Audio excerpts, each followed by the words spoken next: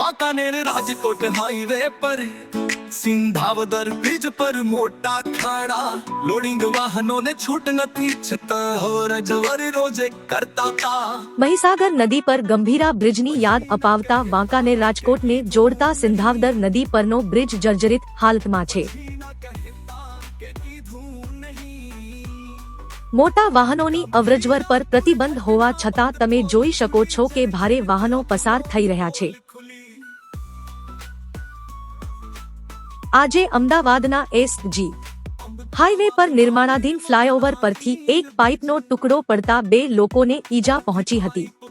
આ ઘટનાઓ તંત્રની બેદરકારી અને સલામતીના અભાવ પર ગંભીર સવાલો ઊભા કરે છે।